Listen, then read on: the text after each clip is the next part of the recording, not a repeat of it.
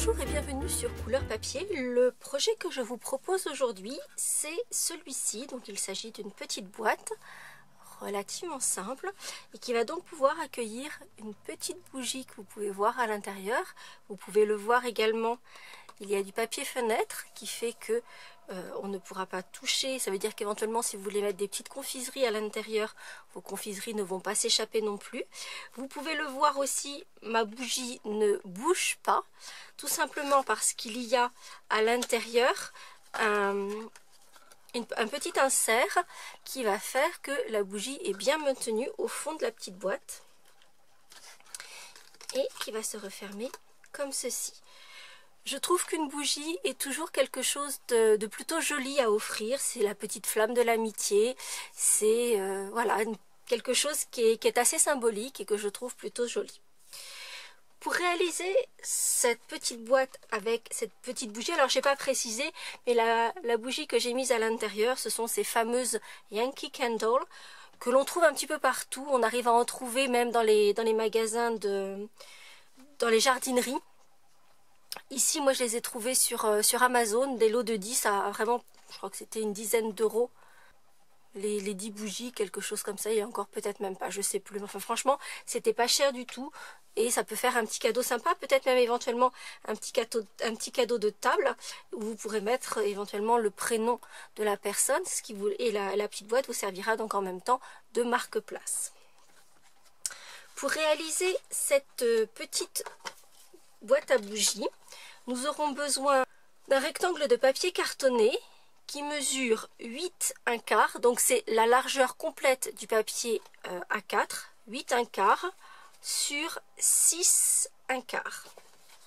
Comme d'habitude, vous retrouverez dans la barre d'infos le lien qui vous mène vers le blog et vous retrouverez également toutes les mesures, également celles en système métrique.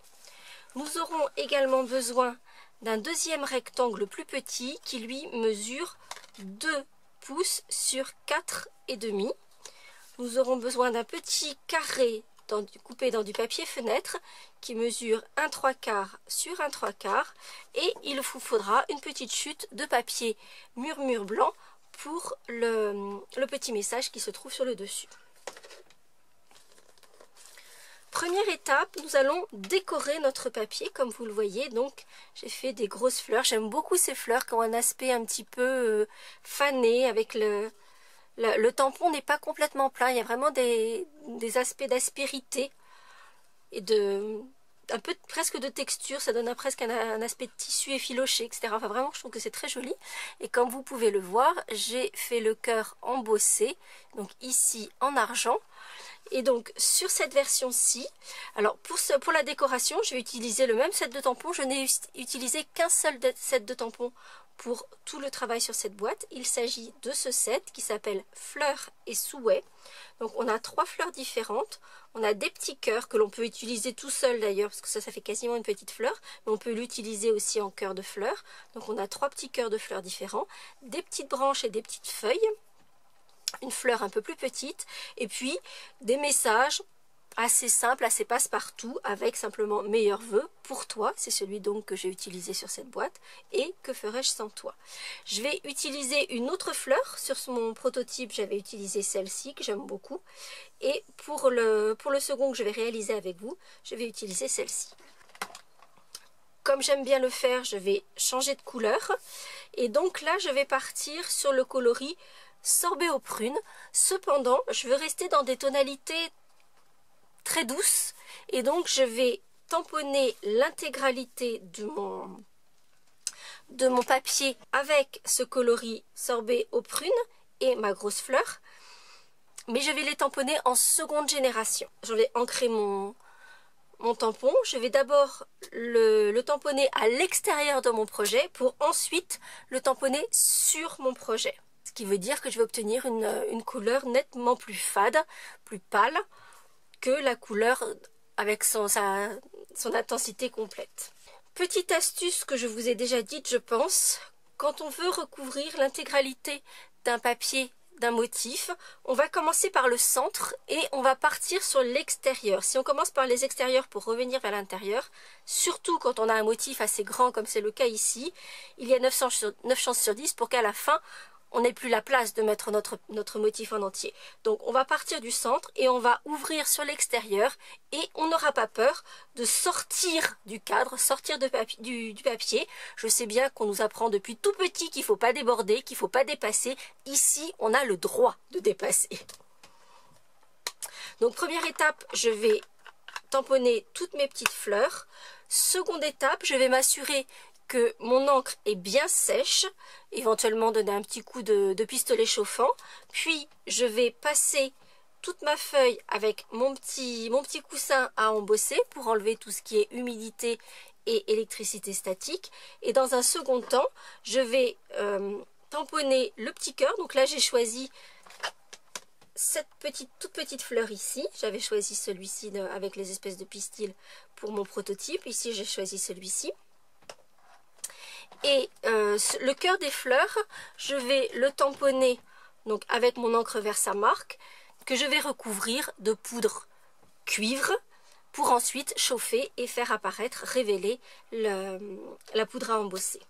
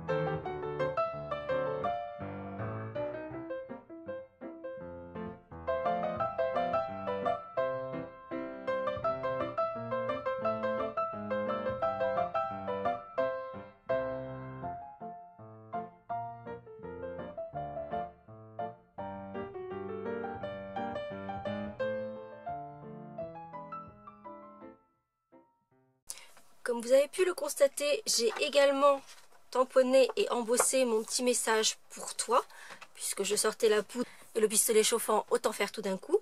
Et puis sur mon papier de fond, vous aurez pu le constater, en fait j'ai tamponné mes petits cœurs par l'eau et j'ai posé la poudre, continué à tamponner, reposer la poudre, tout simplement pour m'assurer que même si l'encre Versamark est une encre à séchage lent, pour autant m'assurer qu'elle n'ait pas séché le temps que j'arrive, si je commence d'un côté, le temps que j'arrive de l'autre.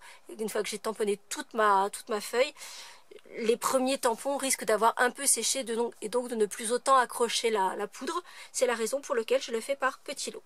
Et je ne sais pas ce que vous en pensez, mais je trouve que ce sorbet aux prunes avec les petits cœurs de fleurs en cuivre, je trouve ça juste magnifique. Et je pourrais m'amuser encore très très longtemps à faire briller la couleur sous la caméra, mais peut-être que vous allez en avoir ras-le-bol à un moment donné, donc on va passer à la suite. Donc, il est temps maintenant de marquer notre papier. Et comme j'en ai l'habitude, je vais utiliser ma planche de marquage parce que pour les projets 3D, c'est vraiment mon outil favori. Donc je vais vous donner les mesures en inches, mais comme je le disais, vous en avez l'habitude, vous allez retrouver le système métrique si c'est celui qui a votre préférence sur le blog.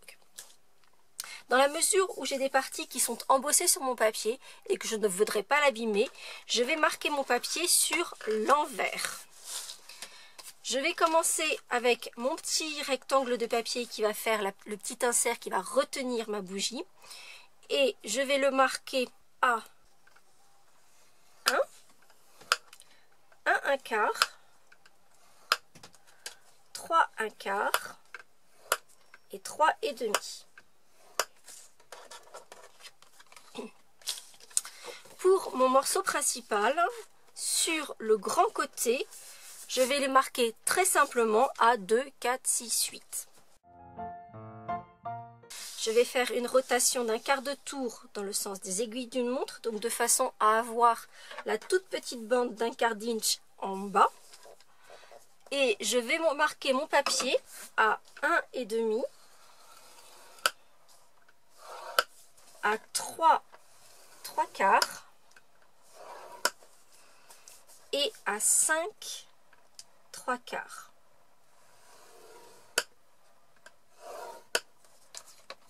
Ensuite, je vais avoir quelques découpes à faire. Donc, je vais vous les identifier au crayon. En fait, sur la toute petite bande qui se trouve sur l'extérieur, on ne va garder que la deuxième du milieu. Donc, celle-ci, je l'enlève. Celle-ci, je les enlève également. Sur les 4 rectangles qui sont en bas, on va couper simplement jusqu'à la première intersection. Je pense que vous ne voyez pas forcément bien.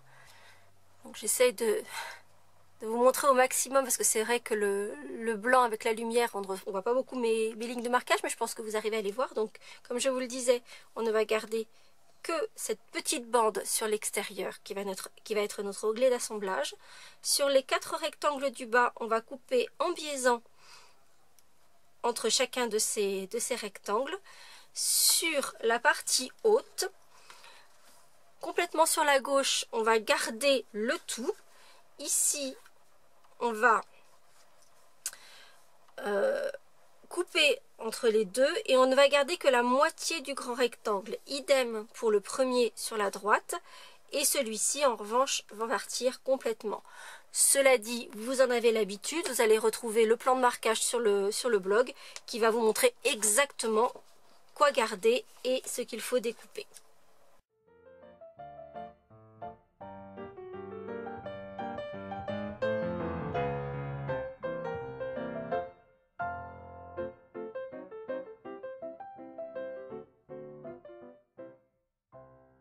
Donc voici le schéma que je dois obtenir.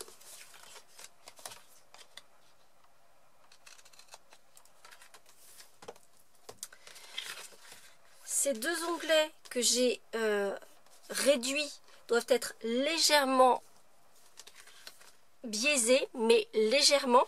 Il s'agit en fait des deux rabats qui se trouvent ici et qui vont maintenir notre couvercle en place, mais s'ils sont trop biaisés, le couvercle va remonter tout seul. C'est la même chose pour cette partie-ci, on doit le biaiser, mais légèrement. Il vaut mieux avoir à le recouper si ça n'est pas assez, que de l'avoir trop biaisé, et dans ce cas-là, il ne serait plus possible de rajouter de la matière pour être sûr que son couvercle reste bien en place. Et voici donc tout mon petit travail sur la base. Avant de commencer à monter notre boîte, je vais prendre ma perforatrice 3 quarts et je vais faire une petite demi-lune sur le panneau que j'ai complètement, qui n'a pas du tout de rabat sur le haut.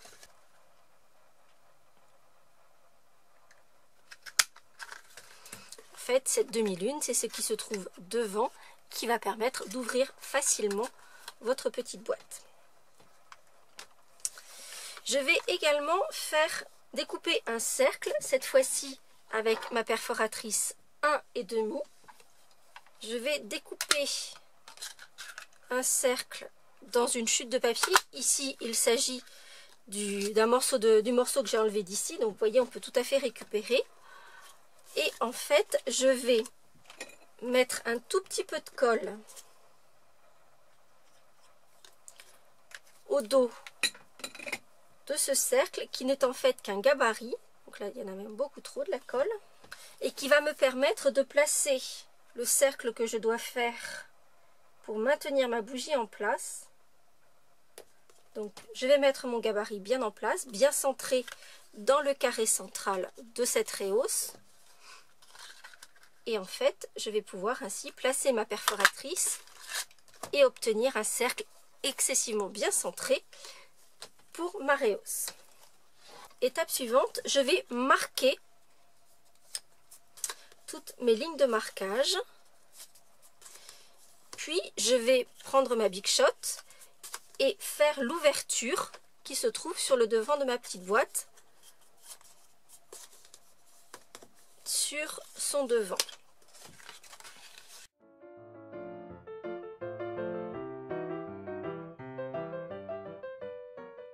Là encore, comme vous avez pu le voir, quand je passe le plioir, je fais toujours très attention quand je passe sur les parties embossées pour ne pas abîmer cette partie embossée.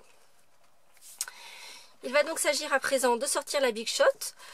On va faire la découpe de l'ouverture de la boîte. Pour cela, je vais utiliser ma pyramide de cercles et utiliser le plus petit des cercles festonnés. Celui-ci mesure environ 3 cm de diamètre. Pour mon message, je vais utiliser mes formes à coudre parce que je les adore. Je trouve que ça donne tellement de finition. Vous voyez, sur le message de mon prototype, on a donc cette petite bande avec cet effet couture, tout le pourtour, et je trouve que ça fait une finition qui est vraiment magnifique. Et donc c'est la raison pour laquelle je vais utiliser ma forme à coudre ronde pour faire ma petite étiquette.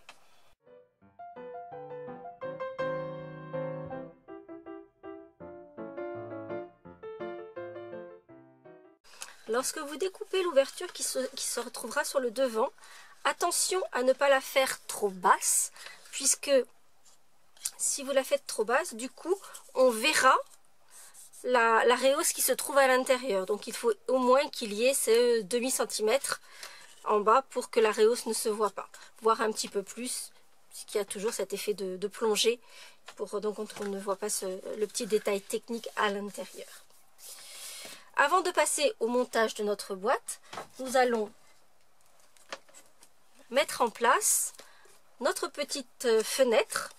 Comme je vous le disais, si vous souhaitez mettre des confiseries à l'intérieur de votre petite boîte, qu'elle ne s'échappe pas par l'ouverture. Et donc là, je vais simplement mettre un mini point de colle aux 4 coins de mon petit carré de papier fenêtre.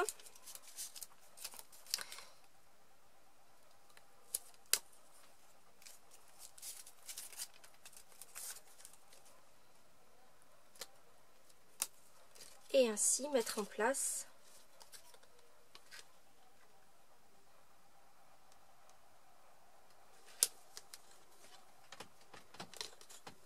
la fenêtre de mon ouverture. Étape suivante, nous allons poser de l'adhésif sur l'onglet d'assemblage. J'utilise donc mon adhésif double face.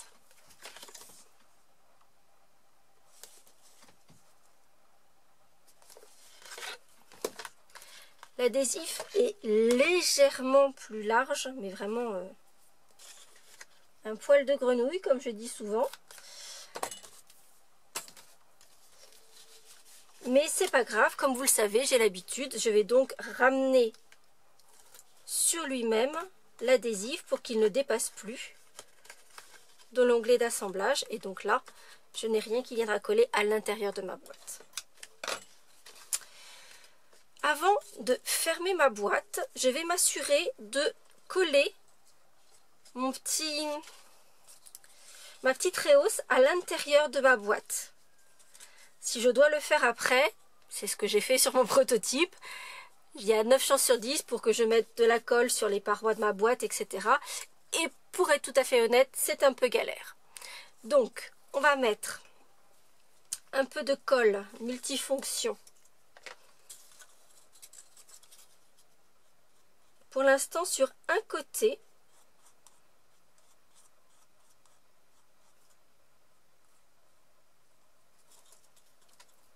De mon insert. Et je vais le coller à sa place.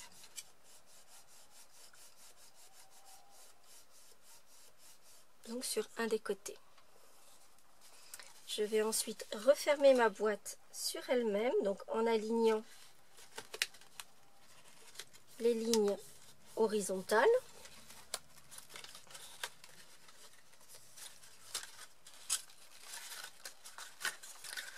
va fermer le dessus de la boîte comme ça, rien ne nous dérangera.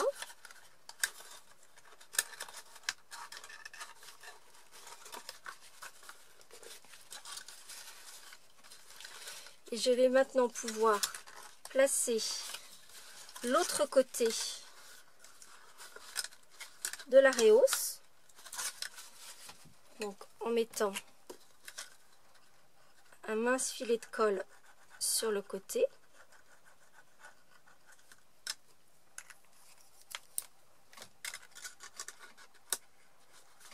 Donc je le place juste à ras du bord bas de la boîte. Je vais ramener les deux volets de la rehausse. Mettre un peu de colle dessus. Ramener les côtés.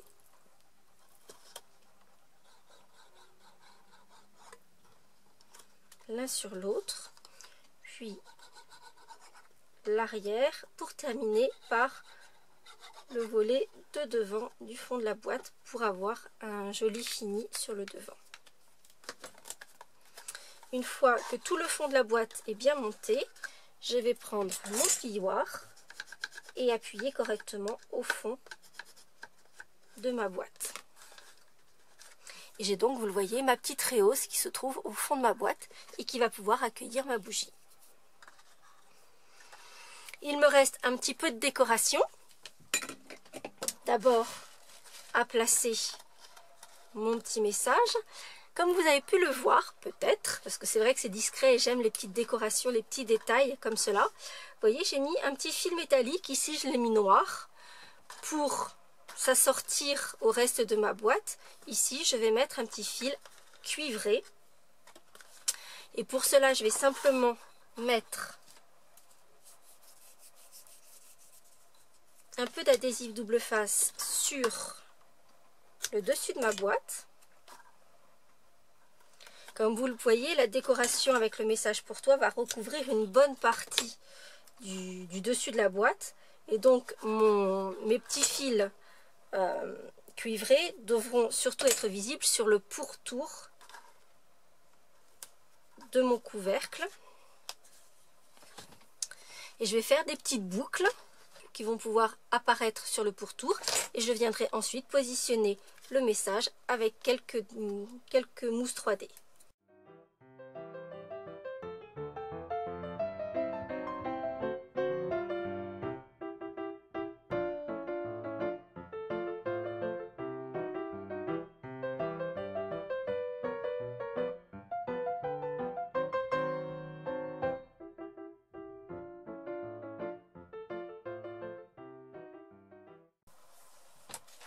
Pour terminer, je vais placer un petit bijou. Alors c'est vrai que là, le bijou est argenté et je ne suis pas sûre que ce soit complètement ce dont j'ai envie pour ce projet. Ça fait un peu bizarre.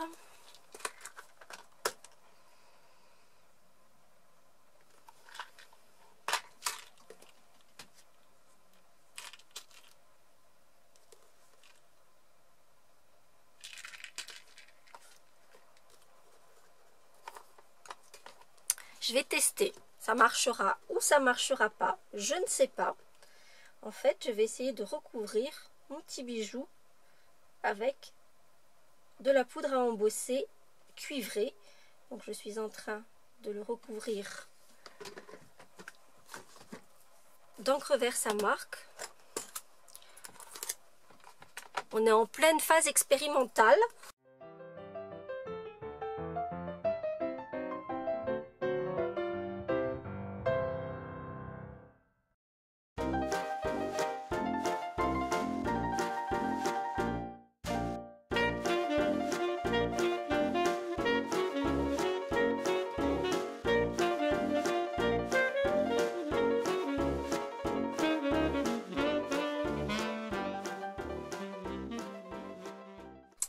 bien, pour être tout à fait honnête, je suis plutôt satisfaite du résultat. Alors, comme vous avez pu probablement le voir, la principale difficulté, c'est d'arriver à attraper cette petite chose sans enlever la couche de poudre à embosser que l'on a pu mettre dessus. Ensuite, éviter qu'elle ne se déplace trop au moment de chauffer la poudre. Mais au final, ça donne un résultat que je trouve plutôt sympathique et qui est assez unique. Donc ça, je trouve ça très très chouette. Donc on se retrouve avec une petite décoration cuivrée que l'on n'a pas au catalogue, mais que vous voyez finalement on en a quand même. Pour finir, je vais donc mettre une petite bougie dans cette boîte. Comme elle est dans des tons de rose violet, je vais y placer une bougie violette. Et ainsi avoir un petit cadeau personnalisé, unique, avec mes petites bougies Yankee Candle pour offrir une petite flamme de l'amitié, ce que je trouve toujours très très joli. J'espère que ce nouveau projet vous aura plu avec cette petite astuce de la décoration en version cuivrée. Si c'est le cas, eh bien, vous n'hésitez pas à mettre un petit pouce en l'air comme d'habitude. Et moi, je vous retrouve la semaine prochaine pour d'autres aventures créatives. À très bientôt.